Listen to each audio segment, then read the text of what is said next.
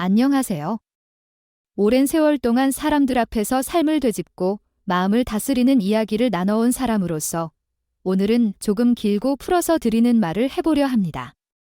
앞으로 드릴 이야기는 예로부터 전해 내려오는 큰날에 올리는 여러 먹을거리와 옛 어른을 모시는 일에 관한 내용입니다. 오늘 제 입으로 전해드릴 말은 이미 오래전부터 많은 분들이 입에 담아오셨고 또 몸소 지켜왔지만 요즘 들어 자칫 잊혀지거나 간과하기 쉬운 부분이기도 합니다. 그러니 이번에 제가 풀어놓는 이야기를 차근차근 들어주시면 큰날이나 옛 어른을 모실 때 참고하실 만한 배움이 될 것이라 생각합니다.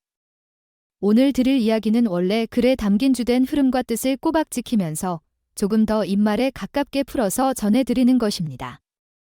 예전에 적혀있던 대로 아무것도 생각하지 않고 잘못된 먹을거리를 어른 모심상에 올리면 윗분들이 주시는 좋은 기운이 사라질 수 있고 그렇게 되면 지금까지 했던 어른 모심이 참되게 이어지지 않았을 수 있다는 경고가 담겨 있습니다.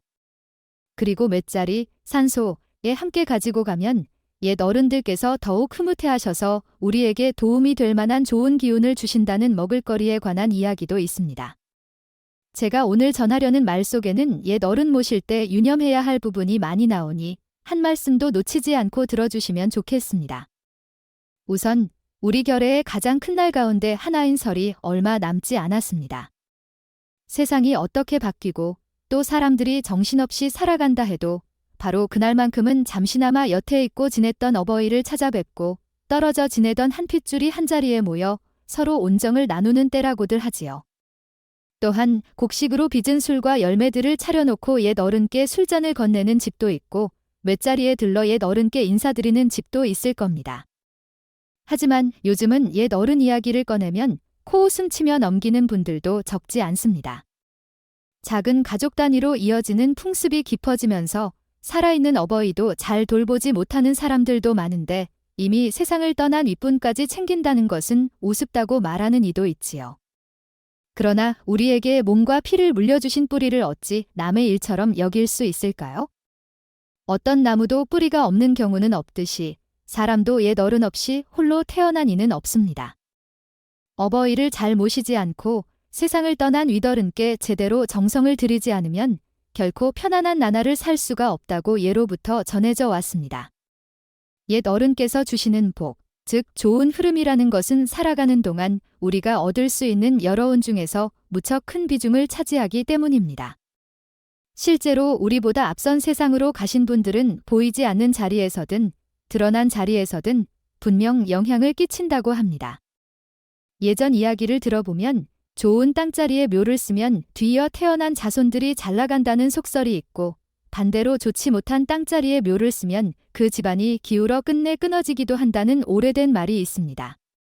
그래서 설날에 옛 어른을 모시는 분들은 아득히 떠난 분들의 은혜를 되새기고 저 너머 세상에서라도 이 세상에 남은 자손들을 지켜달라는 마음으로 정성을 바친다고 합니다. 그리고 이때 어른께서 우리에게 복을 내려주실지 말지는 결국 올바르게 먹을거리를 차려 올리는가에서 시작된다는 것이지요. 가령 넝쿨 달린 먹을거리를 올리면 뒤에 남은 자손들이 하는 일이 계속 꼬이고 풀리지 않는다는 옛말이 전해지는 것처럼 아무리 귀한 먹을거리라 해도 어른 모심상에 절대 올려서는 안 될 것이 있다고 합니다. 그래서 오늘 제가 말씀드리는 것은 어른 모심상에 올려서는 안 되는 몇 가지와 맷자리에 가져가면 윗분들이 기쁜 마음으로 좋은 기운을 내려주신다는 먹을거리에 대한 이야기입니다. 조금 길겠지만 끝까지 잘 들어주시면 옛 어른의 은혜로 얻는 좋은 흐름을 절대 놓치지 않으리라 믿습니다. 먼저 어른 모심상에 절대 올려서는 안 되는 첫 번째 먹을거리로 복숭아를 들 수 있습니다. 복숭아는 오래전부터 해로운 기운을 내쫓는 열매라 하여 무녀들이 구슬할 때나 어떤 이가 해로운 기운에 시달릴 때 복숭아 나뭇가지를 사용하는 풍습이 있었다고 전합니다. 복숭아 나뭇가지는 햇볕 기운을 가장 먼저 품는, 그러니까 봄에 가장 먼저 강한 향기를 가득 머금고 뻗어나가는 특별함이 있다고 하네요. 그래서 예전에는 해가 뜨는 쪽으로 뻗은 복숭아 나뭇가지만 골라 쓰기도 했다고 하는데 이렇듯 복숭아가 해로운 기운을 쫓는 구실을 하기 때문에 어른 모심상 위에 놓으면 정작 어른의 혼이 다가오지 못한다는 믿음이 있었다 합니다. 또 복숭아가 털이 달린 열매이므로 무조건 깨끗하고 귀한 것만 올려야 하는 그 자리에 털 달린 열매는 부정하다고 여겨 예부터 금해왔습니다. 예전 고택을 보면 집안에 복숭아 나무를 일부러 심지 않았다는 이야기도 있고 털을 다루는 옛 지혜를 담은 글에서도 복숭아 나무 가까이에 묘를 쓰면 좋지 않다고 여러 차례 언급했다 합니다. 결국 이 복숭아 때문에 옛 어른이 우리 곁으로 찾아오기 힘들고 좋은 기운을 내리기도 어렵게 된다 여긴 것이지요. 그러니 살아계실 적에 돌아가신 분이 아무리 복숭아를 좋아하셨다 하더라도 어른 모심상에는 복숭아를 올리지 않는다는 점을 꼭 명심해야 합니다. 두 번째로 이름 끝자리에 치가 들어가는 물고기는 어른 모심상에 올리지 않는다고 합니다. 바닷물고기 중에는 꽁치, 멸치, 갈치 같은 것이 있고 또 가끔 기자로 끝나는 것도 있습니다. 그런데 치가 붙는 종류들, 이를테면 멸치, 꽁치, 갈치 등은 흔히 자리 어종 가운데서도 흔하고 저렴한 편에 속해 옛 시절에는 아주 귀한 상에 올리지 않았다고 합니다. 여러 마리가 한데 몰려다니며 흔히 잡히기 때문이기도 하고 사람에 따라서는 이를 귀하게 여기지 않았다는 것이지요. 반대로 더나 기로 끝나는 흰 속살 물고기들, 예를 들면 숭어, 민어, 조기 같은 것들은 값이 나가는 종이라 하여 어른 모심상에 자주 올려왔답니다. 또 미늘이 없는 장어나 가물치 같은 것들은 깨끗지 않다 하여 삼갔다는 옛 이야기도 있습니다. 그러니까 예전 분들은 그저 쉽고 흔히 구할 수 있는 것이 아닌 귀한 물고기 중에서 미늘이 있고 양이 많지 않은 것을 최고로 쳐서 그걸 올림으로써 윗분을 정성껏 대접한다는 뜻을 드러내고자 했던 것이지요. 세 번째로 올리지 않는 것이 마늘이나 고추, 파 같은 것입니다. 옛 동방 쪽 믿음에서는 마늘이 욕정을 부추기는 성분을 상징한다고 여기기도 했습니다.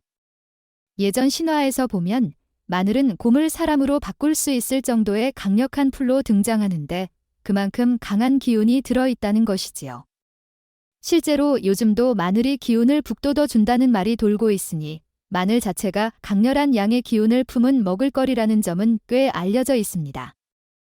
그렇다 보니 음의 기운을 가진 옛 어른의 혼이 다가오지 못하게 만든다는 믿음이 있어서 마늘을 어른 모심상에 올리면 혼이 떠난 이들이 기뻐하지 않는다고 합니다. 고추 또한 비슷한 까닭입니다. 예전부터 빨갛게 된 고추는 무태로운 기운을 쫓기 위해 사용해 온 예도 있고 실제로 장례를 치를 때 빨간 고춧가루가 들어간 탕을 먹는 풍습이 있다는 이야기가 있을 만큼 그 나름대로 강한 기운을 풍긴다고 합니다. 실제로 어떤 분께서 돌아가신 어머니가 생전에 김치찌개를 무척 좋아하셨다고 고춧가루 듬뿍 넣은 찌개를 맷자리에 올렸다가 그 뒤 사고가 연달아 났다는 이야기도 전해집니다. 혹시나 그런 해석이 미신으로 보이시더라도 옛 어른을 모시는 데 있어 지나치게 양기가 강한 것은 피해야 한다라는 전통적 생각이 자리 잡혀온 만큼 피해야 할 항목으로 꼽히는 것이지요. 이 밖에도 부추나 달래, 미나리, 후추 등 자극적인 풋나물이나 양념도 마찬가지 이유로 어른 모심상에 올리지 않는다고 합니다. 네 번째로 거르지 않은 막걸리나 빛깔이 흐린 술, 과일로 빚은 단술 같은 것은 어른 모심상에 올리지 않는 쪽이 좋다고 전해집니다. 왜냐하면 윗분을 모시는 자리에 탁하거나 걸쭉한 것은 어울리지 않는다는 것이 예전 규범이었기 때문입니다. 사실 어른께 올리는 것은 가장 깔끔하고 바른 모습을 담아내야 한다고 하여 찌꺼기가 남은 막걸리나 여러 재료가 뒤섞여 버린 술은 피하는 것이 예부터 좋다고 했습니다. 오직 맑고 엄정하게 빚은 술, 이를테면 맑은 술, 청주 같은 것, 이 바람직하다고 합니다. 물론 지역마다 내려오는 빚은 술을 사용할 수도 있으나 아무거나 편한 대로 사서 막걸리를 쓰는 일은 삼가야 한다고 옛 어른들은 말했습니다. 누군가는 술이면 다 같지 뭐라고 여기기 쉽지만 한 해 중에 윗분을 위해 차리는 자리는 그저 편하게 때우는 날이 아니라 정성과 예를 담아야 하는 날인 만큼 흐린 술보다는 맑은 술이 더 좋다고 합니다. 다섯 번째로 붉은색이 들어간 곡식, 곧 팥 같은 것은 윗분 모시는 자리에 올리지 말라고 전해집니다. 왜냐하면 팥이 해로운 기운을 쫓아내는 곡식이라고 오래도록 전해져 왔고 그래서 한 해 중에 밤이 가장 길고 해로운 기운이 많다는 날에 팥죽을 끓여 먹으면서 나쁜 기운을 몰아내고자 했다는 풍습도 있습니다. 여기에 더해 팥이 들어간 떡, 팥고물이 올라간 떡 등도 모심상에는 드리지 않았고 대신 콩을 쓰는 떡으로 대체했다고 합니다. 이처럼 붉은 색깔의 요소가 귀신을 막는 데 쓰이는 이유가 있다고 보았으니 웬만해서는 팥과 같이 붉은 빛이 두드러진 곡식류는 어른 모심상에서 빼야 한다고 전해오는 것이지요. 옛 어른들께서 우리가 올리는 정성에 기쁘게 다가와야 그분들께서 우리에게 좋은 흐름을 더해줄 수 있다 여긴 것이니 이것을 기억해 두시면 좋겠습니다. 다시 한번 간단히 짚어보면 복숭아, 치로 끝나는 흔한 바닷물고기, 마늘고추파 같은 자극적인 것, 거르지 않은 술, 그리고 붉은 빛의 곡식 등은 윗분 모심상에서 피해야 하는 중요한 항목들이라고 할 수 있습니다. 대신 돌아가신 분이 생전에 좋아하셨던 먹을거리는 크게 막을 것이 없는데 다만 위에서 언급한 5가지만큼은 아무리 고인이 즐기셨다 하더라도 절대 올리지 말라 하는 것이 옛분들의 지혜입니다. 그리고 맷자리에 갈 때 여러분은 주로 어떤 음식을 준비해서 가시나요? 대개는 생전에 돌아가신 분이 즐겼던 것을 올리시면 좋지만 그것만으로는 큰 덕을 누리기 어려운 면도 있다고 합니다. 마치 산사람과 마찬가지로 윗분께서도 좋아하시는 특별한 먹을거리가 있다는 것이지요. 그래서 다가오는 설의 맷자리를 찾아가실 때 이것도 함께 챙겨가면 좋겠다는 이야기가 전해집니다. 그렇게 했을 때 옛 어른께서 무척 정성스럽구나, 보답해줘야겠다 하며 우리에게 여러모로 돕는 힘을 내려주신다 합니다. 그중 하나가 삼색 열매입니다. 예전에는 5가지 빛의 열매를 상에 올리기도 했는데 오늘날에는 3가지 빛깔만이라도 챙기는 게 좋다고 합니다. 이를테면 빨갛게 익은 사과, 흰 속살을 지닌 배, 주황빛 혹은 붉고 누런 빛이 감도는 감 같은 것을 골라서 맷자리로 가져가는 것이 좋다는 것이지요. 밤이나 대추 같은 것도 괜찮긴 하지만 핵심은 삼색 열매가 한데 모여 있어야 이 자손이 이렇게 골고루 신경 써서 정성을 들였구나 하는 마음이 윗분께 전해진다고 합니다. 과일을 깜빡하고 생략하는 집도 있지만 가능하면 이렇게 3가지는 꼭 챙겨가는 쪽이 좋다고 옛날부터 누누이 말해왔습니다. 또 하나 기억해야 할 먹을거리가 바로 식혜입니다. 옛 시절에는 어른 모시는 자리에서 식혜가 빠지지 않았다고 합니다. 식혜를 만들려면 꽤 많은 공과 시간이 들어가는데 이렇게 정성이 듬뿍 들어간 음식을 마련하는 것 자체가 바로 고이 잠드신 분들께 깊은 마음을 전하는 길이라 할 수 있습니다. 오늘날은 가정에서 직접 만들기 어려우면 시중에서 사는 방법도 있으니 맷자리에 갈 때 꼭 한 병 정도 챙겨가시길 권해드립니다. 그리고 마지막으로 맷자리나 집에서 어른 모심을 한 뒤에 우리가 반드시 조심해야 할 몇 가지도 있습니다. 그중 하나가 어른 모심을 시작하기 전에 살고 있는 집 안팎을 말끔하게 치워야 한다는 점입니다. 한마디로 어른 모심상 근처에 머리카락 하나라도 굴러다니지 않게 하라는 옛 가르침이 있습니다. 이 머리카락이 해로운 기운을 막아주는 것이기도 하지만 무엇보다 지저분하게 널려 있으면 결과적으로 윗분께 드리는 정성이 흐트러져 보인다는 겁니다. 깨끗이 치워두고 먹을거리를 준비하는 그 과정이 내가 이만큼 공들이고 있다는 뜻을 담고 있어서 옛 어른이 내려주시는 좋은 흐름도 더 크게 받을 수 있다는 것이지요. 또 어른을 모시는 그날만큼은 집안 식구끼리 다투거나 서로 속상해하는 내색을 드러내서는 안 된다고 전해집니다. 윗분들께서 보시기에 남은 자손들이 오순도순 정답게 지내는 모습이어야 그래 내가 더 돕고 싶구나 하실 마음이 든다는 것이고 만약 서로 얼굴 붉히고 다투는 장면을 보여주면 아무리 상을 잘 차려 올려도 소용이 없어진다 여깁니다. 그래서 가능하면 그 하루만큼은 마음에 쌓인 불만이나 언짢음을 꾹 누르고 서로 돕고 웃는 모습을 보여야 한다고 합니다. 바로 그것이 옛 어른이 주시는 도움을 진심으로 얻는 길이라는 거지요. 마지막 주의점은 맷자리에 가지고 갔던 먹을거리를 남아서 아까워서 다시 집에 가져오지 말라는 것입니다. 왜냐하면 이미 맷자리에 놓였던 것은 보이지 않는 무언가가 한 번씩 닿고 간 것이라고 여기기 때문입니다. 우리가 알게 모르게 해로운 기운이 묻어올 수도 있고 또 옛 어른과 함께 했던 것을 굳이 다시 집으로 가져오면 집 안으로 부정적인 기운이 들어온다는 민간 전승도 있습니다. 그래서 가능하면 맷자리에서 모두 나누어 먹고 남은 건 그대로 두고 오라고들 합니다. 고시래라고 해서 예부터 모심을 끝내고 난 음식을 조금 떼어 바깥에 내놓는 풍습도 있는데 그 공간으로 세상 곳곳에 떠도는 넋들이 함께 와서 먹고 흩어진 뒤에 자리를 정리한다는 것이지요.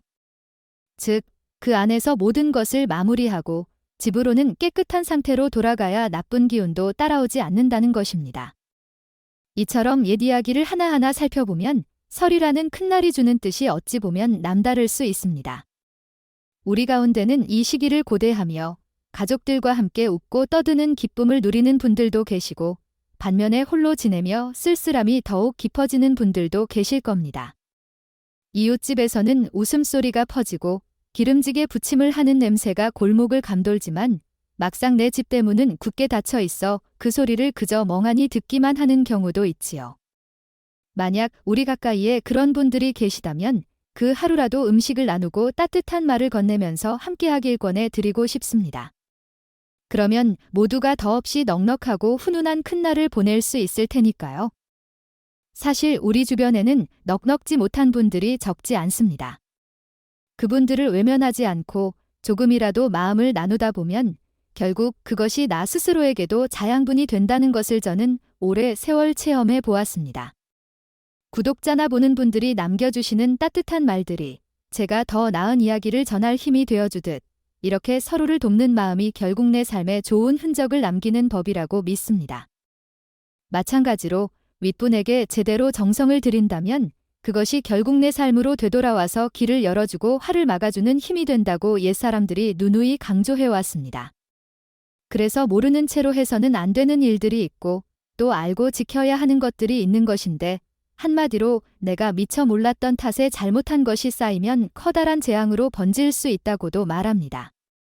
옛 어른 모시는 일 또한 마찬가지이니 모시기에 앞서 필요한 지식을 제대로 갖추지 않으면 나와 내 자손에게 어려움이 찾아올 수 있다는 점을 한 번쯤 되새겨볼 필요가 있지요. 그렇게 한 번 한 번을 주의하며 차근차근 지켜나가면 결국 집안이 번성하고 내가 하는 일이 술술 풀리며 이 세상을 잘 건너가는 데에 도움이 된다는 옛가르침이 전해져 내려옵니다. 거듭 말씀드리지만 복숭아나 고추, 마늘 등등 피해야 하는 것들을 꼭 명심하시고 맷자리에 가져갈 때 역시 3가지 빛깔의 열매와 식혜 같은 것을 챙겨가시고 집안에서는 다 함께 웃고 협력하며 하루를 보내시길 바랍니다. 그러면 어른들이 보시기에도 기특해서 내 자손이 이렇게도 예를 갖추니 무엇이든 도움을 줘야겠다 하는 마음을 내실 것입니다. 끝으로 원문 마지막 부분에 있던 시 한 편을 가능하면 입말에 더 가깝게 풀어서 전해드리고 싶습니다.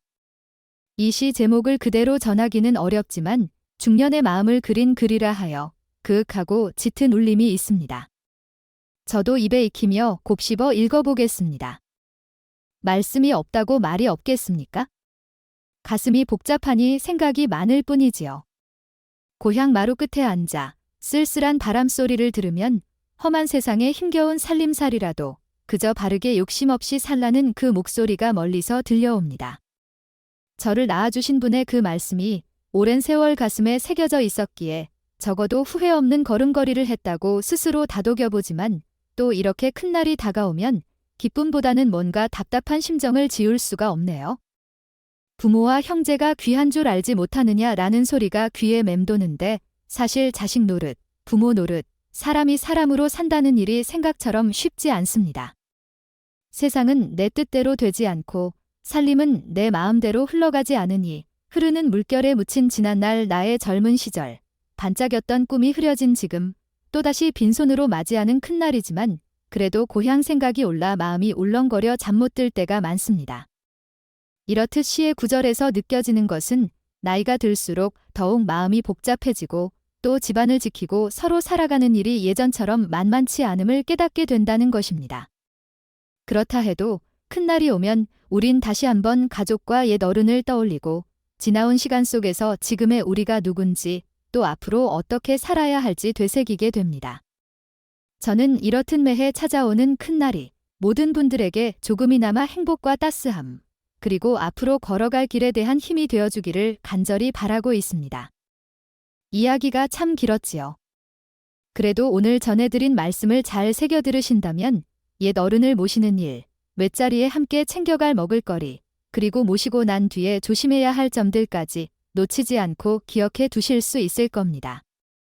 그동안 모르고 계셨다면 이제라도 알게 되셨으니 실수 없이 잘 챙겨보시길 바라며 그런 정성과 마음이 모여 앞으로 여러분들의 살림살이가 더욱 빛나길 기원합니다.